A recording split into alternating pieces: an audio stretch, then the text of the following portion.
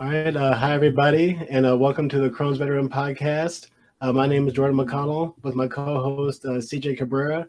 Today, we're joined by wellness expert and nutritionist out of California, an amazing person and an IBD advocate, an autoimmune advocate, Sarina Elaine. So, Sarina, welcome to the show, and thanks for being here. Yes, thanks for having me. I'm super excited. Awesome, awesome. And so we wanted to. I think the focus of this show, the focus of this episode is going to be talking about the health and wellness arena, and specifically how African Americans and people of color it fit into that. And so if you don't mind, please educate the folks out there about your own journey with that concept, and what you'd like people to know. Yeah, definitely. Thank you. So I'm really excited to be here. And first off, to just connect with you because I know CJ, well, Papuro, right? Is that how you Yeah. say it? Yeah. So connected with him on Instagram. And so Mhm. what I love the most is I've really, since the start, so I have ulcerative colitis. I've had it since 2014 is when I was diagnosed. Okay. Um, I was diagnosed pretty quickly because the symptoms came on pretty fast. It went from like really sick out of like I was healthy and then all of a sudden I got really sick and then boom, the doctor ordered me a colonoscopy and then the next day it's like, oh, you have ulcerative colitis. So it's been a journey, but I've always tried to connect with people of color because like the first place I went was online, right? I went online forums, all of that, and I just constantly saw white people, and that's fine. But I just felt like there was not a strong enough connection. I didn't see, and then the You felt like people, you're the only one. yeah, I was like, this is so weird. And then I had doctors telling me, well, most of the time, the statistics, the race statistics on it, that white people do get it. And also, it was just really crazy. So I always tried to make it an effort for me to connect and find people of color with IBD in general. And that's been hard. But literally, this year is probably the year that I've connected the most with people of color who have IBD. And I don't know friends or anyone in my family. No one in my family has it from either sides of my family, and so it's just good to like feel like you can connect with people and talk with them about it. So when I was diagnosed, after that, I pretty much went into research mode, and I've always been the type to kind of just research things Mm. and I knew the quickest thing I could change was my diet. And so that's what I did. And then from that, I immediately knew I wanted to become a nutritionist. And so I did that. I went to I used to work in the nonprofit field prior to all of this.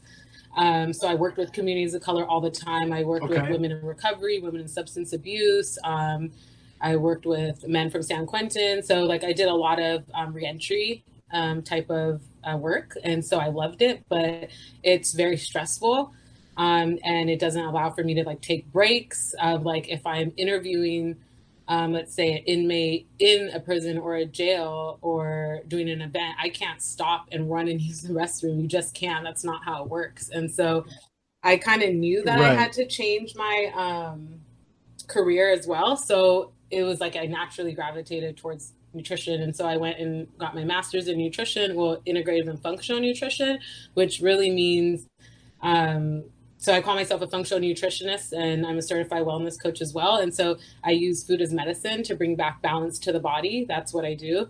And so my whole journey with food and IBD, I feel like I wouldn't be here today if I didn't change my diet. Like there's just no way. Or I would have had my colon removed or, J pouch or something like that by now, which is, nothing against people who have it. It's nothing like that. That's just not a path that I want. I don't want it. And I will be loud and proud to say that. I'm trying to avoid that. And so I think that Hey, there's yeah, anything yeah. wrong with And that. so yeah, and I just felt like, anyway, so going forward with that, I focused on food and nutrition for not just my own health, but also to heal other people as well, and with autoimmune diseases specifically. Awesome. Well, thank you for that. That's my quick intro. I could go appreciate on. It. I know that I'm holding back. I'm like, I don't know okay. what to say. It's okay. But yeah, it's okay. That was very helpful. I appreciate that. That's my diet has been like a struggle for me.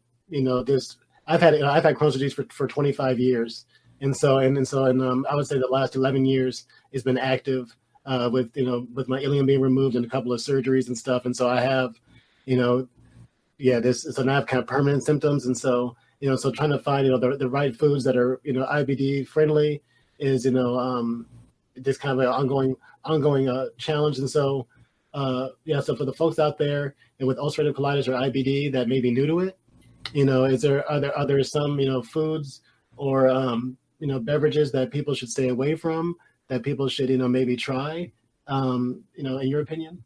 Yeah, so I feel like in general, you shouldn't do what I call the SAD diet, the standard American diet. You should not. I don't think anyone, whether you have health issues severely or not, health conditions or a disease, I don't think it's beneficial.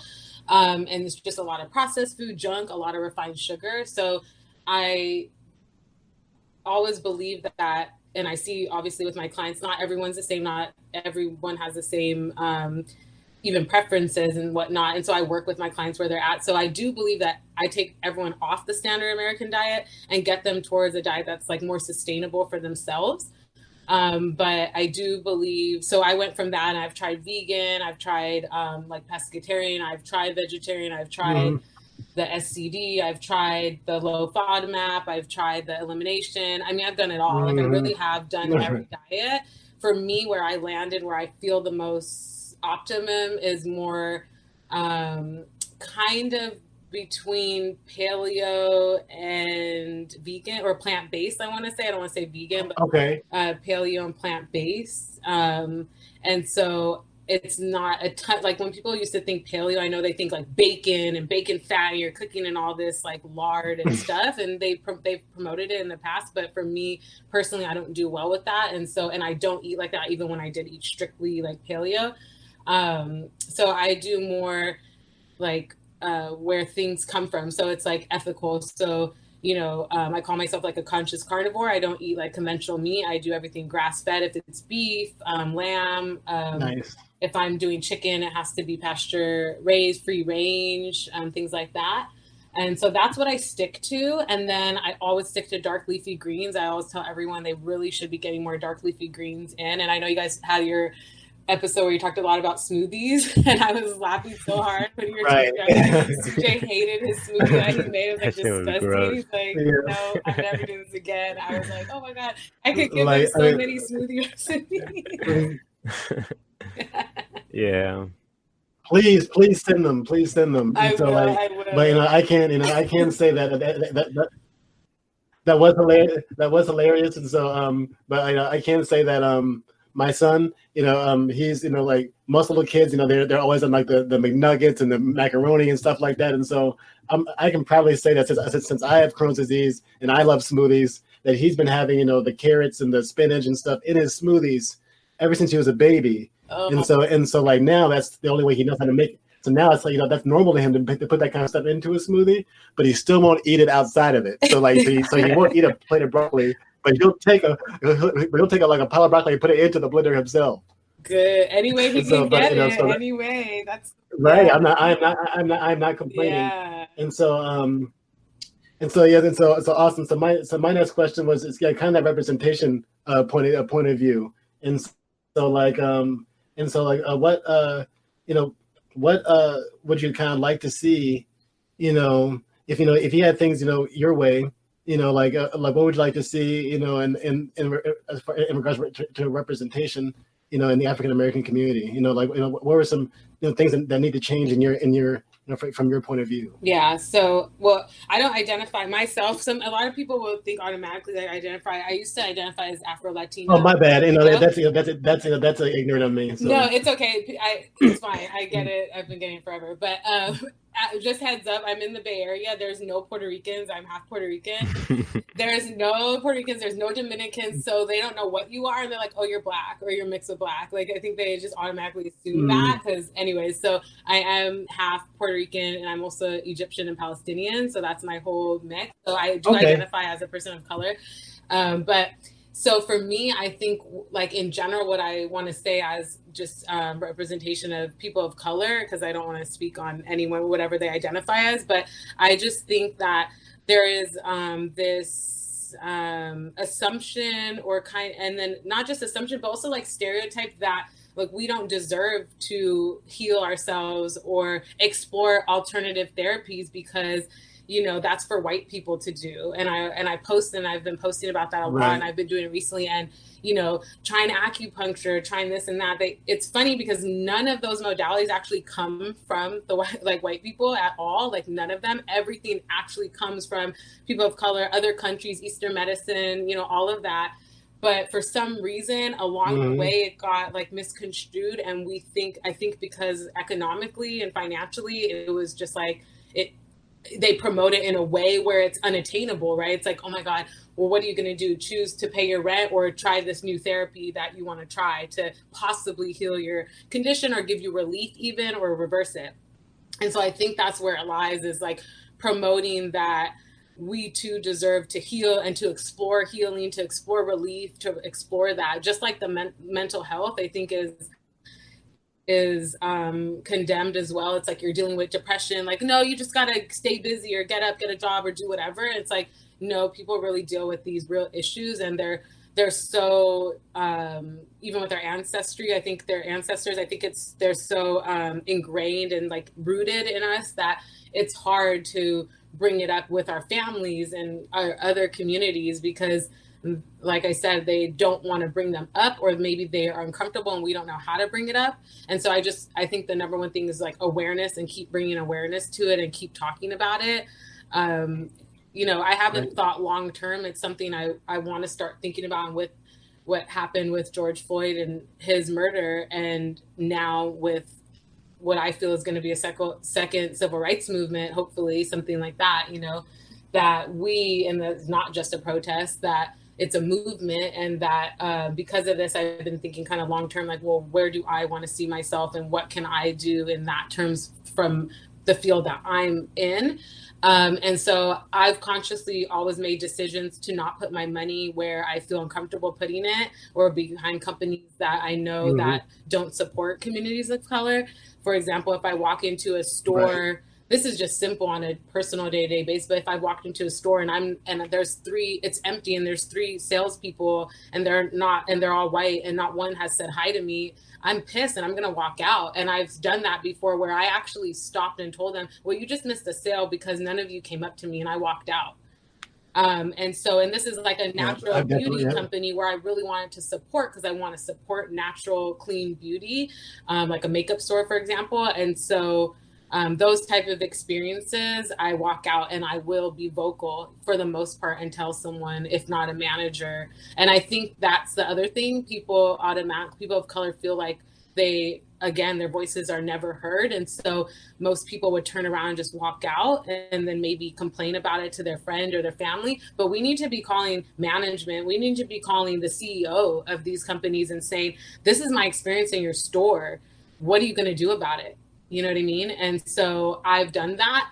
And I've actually had to do that, not just in general with my race. I've had to do that with my health, with my disability, because I've been in tons of stores where I've actually have asked to use the restroom, and they deny me and say no.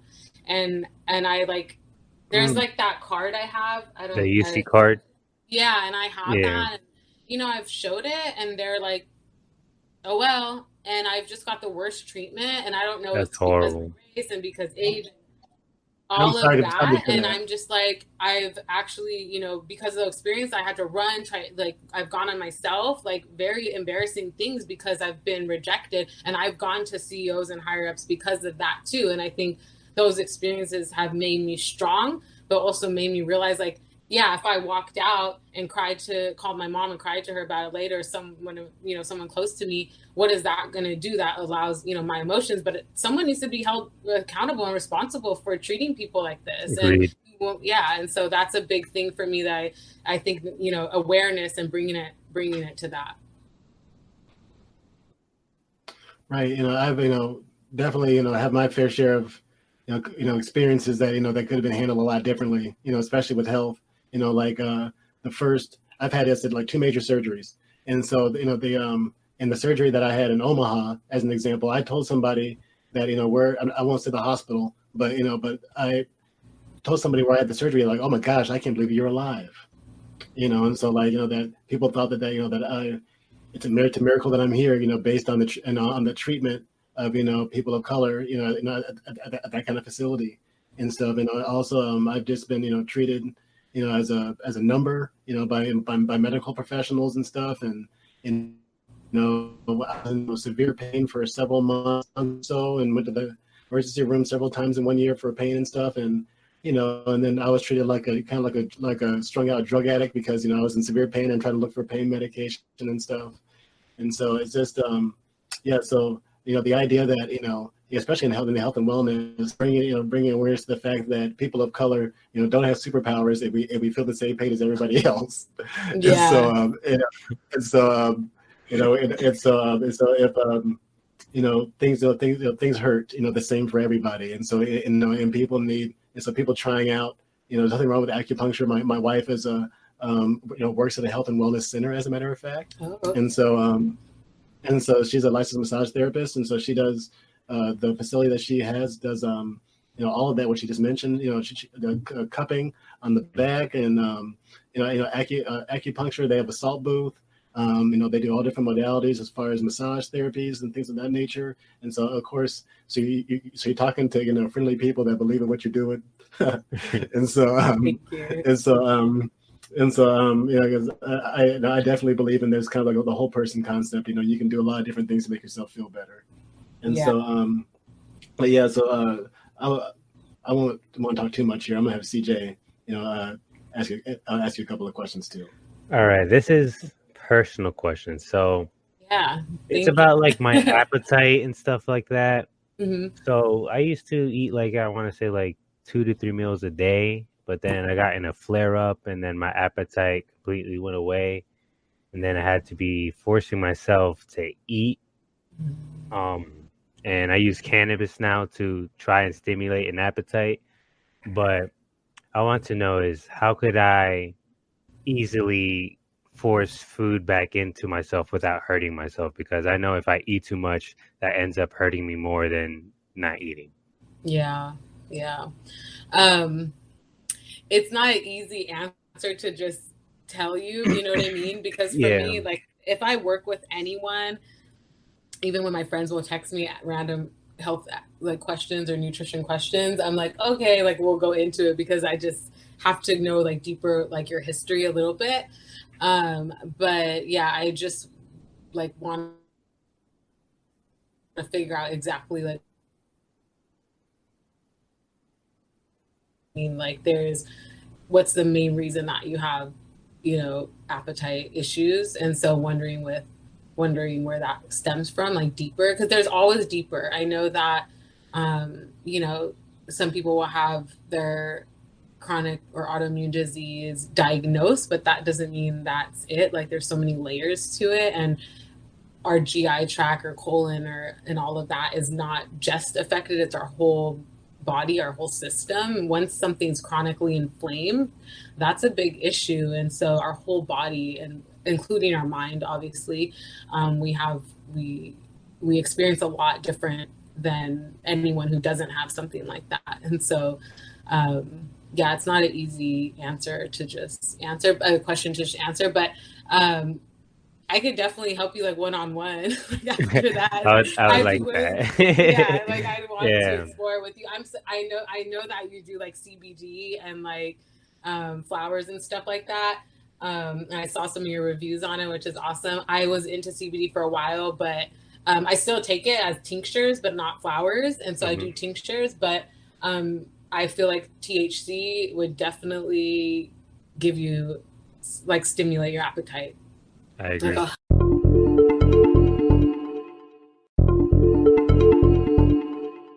like with people with IBD, like people always say that, like I always get that, even my own doctors, well, how do you keep your weight or this? I'm like, honestly, like I've never lost my appetite since I've had IBD or not.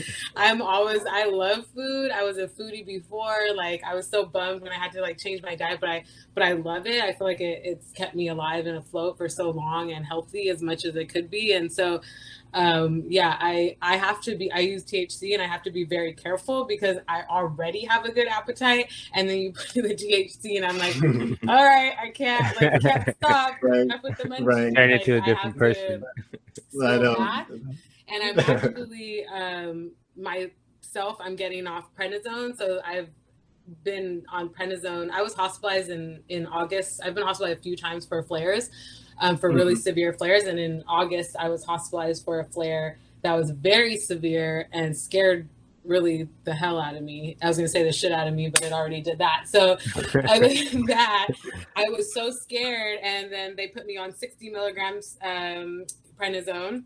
And so I was on that for a while. I was pissed to be on it, but they were pushing and pushing biologics. And that's another thing that I'm trying to avoid is getting on biologics. And so they put me on prednisone and I got off 60 milligrams, but I've been on like 20 for like a little bit, for maintenance. And I was finally cleared to like go down. So I'll officially be off of it in less than a week. So I'm like so excited about that. But with my weight with prednisone, like that, when I went into the hospital, I was probably like 110 or 114. I'm like 5'2", so I'm tiny. And then now I'm probably like almost 130.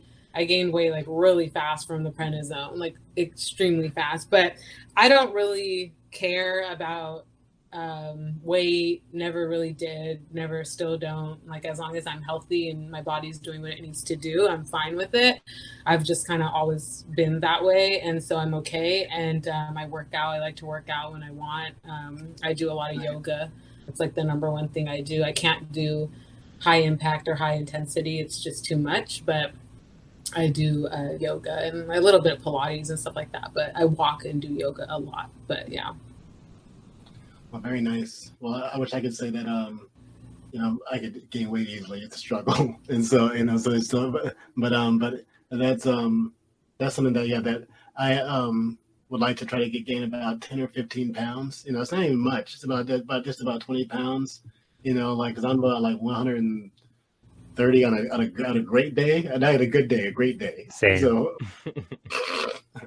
And so, yeah, but to be that 145, 150, before, yeah, because I used to work out like 6 days a week, all these different things, but even then, I've never been over 150 pounds, in my life, because I think because of the first surgery I had, and so Okay. and so like How old were you when you had your first surgery? 14. So I was like, Okay. before puberty, exactly. And so because I have a twin brother, and he's like 2 inches taller, and like 50 pounds heavier.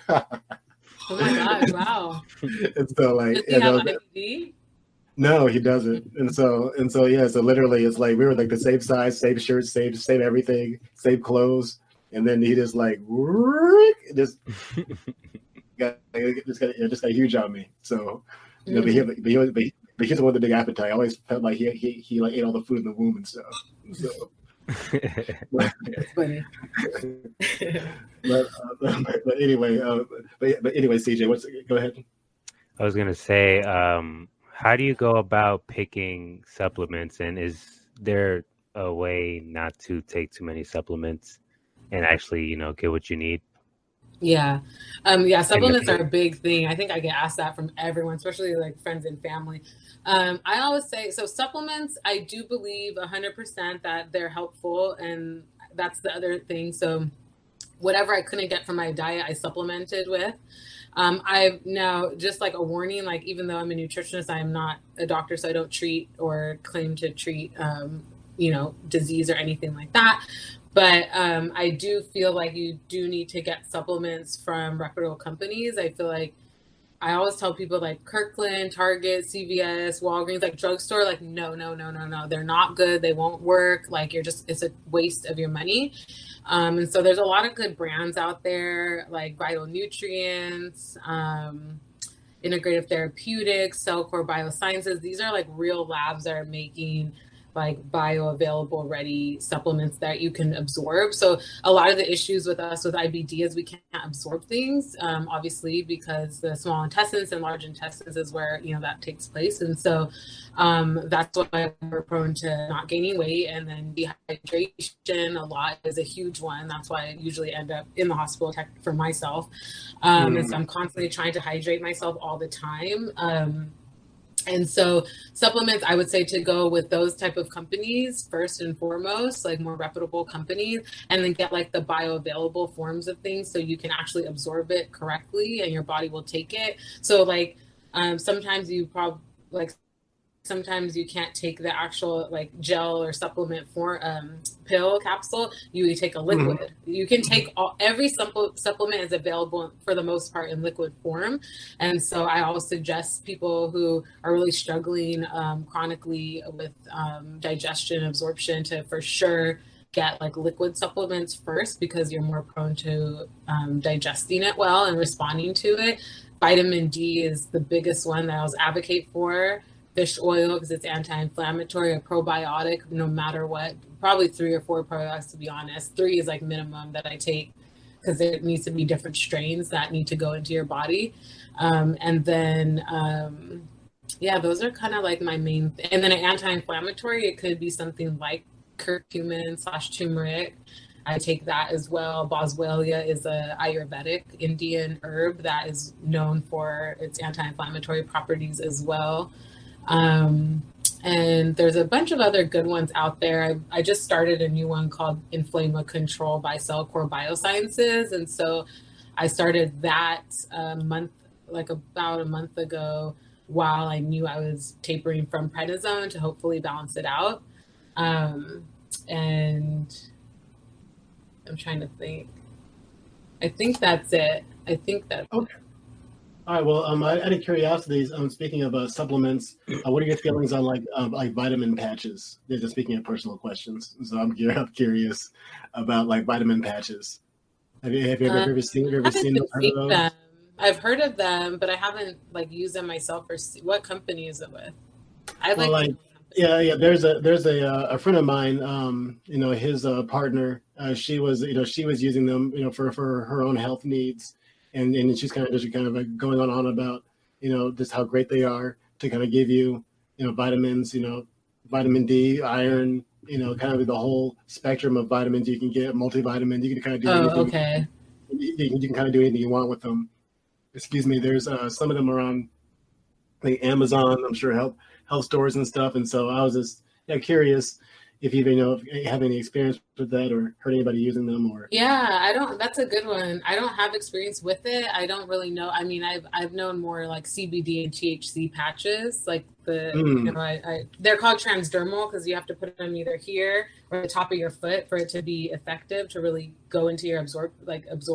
So it sounds similar. Yeah, I'm open for so many things, like to hear about them and start using them and be like, I'm curious always. So I'm always learning. So I would look into it and check it out because I think anything that could go into the skin that way, where you're not constantly having to take 20 pills. Yeah. Right. I think that is definitely something to look at. And I've mentioned before, like IV nutrient therapy on my platform as well, because I used to work in a clinic in San Francisco and they started to do that there. And then that's when I got into it. And so I was doing what's called the Dr. Myers cocktail. It's kind of like a multivitamin. Awesome. Well, yeah, I mean, I take I was on a monthly B12 shot, and so I'm thinking about replacing that with the patches, doing that all day, and then and then I also take again vitamin D too, and multivitamin, all those other kind of stuff, and so I'm not a big fan of taking the big Skittles pack of pills every day if I can avoid it. So so I think I might, I don't know, do a review like CJ or something on the patches. Yeah. See what they do. but cool. But well, I think that was fun. I mean, so I mean, I think might wrap it up here. Was there anything else on your mind? Any other questions for myself or CJ from you, Sarina? So to be honest, I just felt like a huge wave of like nausea. So I'm like kind of Oh, I'm sorry. I'm kind of lost right now. Yeah. So I experienced that a lot, by the way, like a lot. So excuse me, but I'm kind of out of it. But I would love to do something where we can all collab again for sure. Oh, thank you. For sure. Yeah, thank you for having me. Awesome. Yeah, you're very welcome, and that'll be really fun. I agree. Well, again, my name is Jordan McConnell, host of Crohn's Veteran, with my co-host CJ Cabrera.